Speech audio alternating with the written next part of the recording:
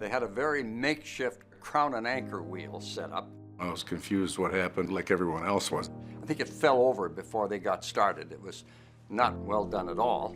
It was a different era and different times, and it would never happen again, and it never did happen again. A heavily hyped, carefully regulated draft lottery is how NHL franchises build for the future these days. The number 10 overall selection in the 2019 NHL draft belongs to the Vancouver Canucks. But it wasn't always this way. In 1970, NHL President Clarence Campbell decreed that the draft order of the expansion Buffalo Sabres and Vancouver Canucks would be determined by the spin of a Carnival wheel. After the wheel was spun, Mr. Campbell said, "Oh, Vancouver gets the first pick."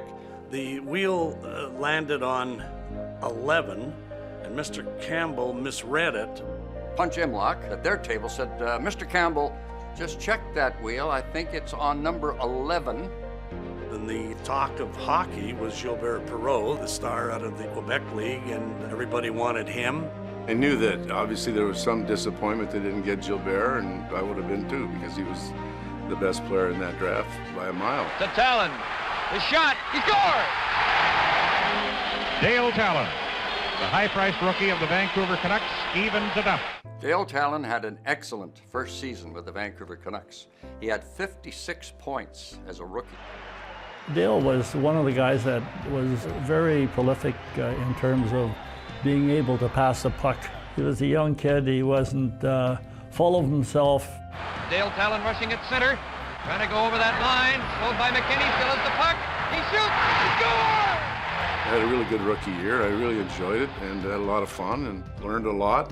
And we also had a lot of growing pains, so things that come with every young player that gets drafted in the first round. Your expectations are very high.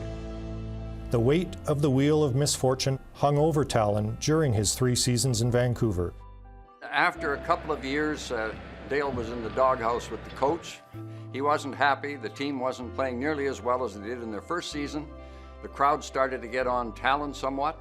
Obviously, I got traded to Chicago, and I wasn't real happy here the third year. A lot of things were going on that were unnecessary. If I knew then what I know now in Vancouver, I probably might never have left. Time has softened the blow of losing that initial spin of the roulette wheel. But that quirky expansion draft tiebreaker, 50 years ago, will always be a memorable verse in franchise history. Vancouver was so happy to be in the NHL. The rink was full, the team was competitive and tough, the crowd loved it. 50 years, long time ago, but people remember it here and still cherish it. When it all happened, I had no really idea about, the magnitude of it at all. I was just happy that I was drafted. I was excited to come to a great city like Vancouver.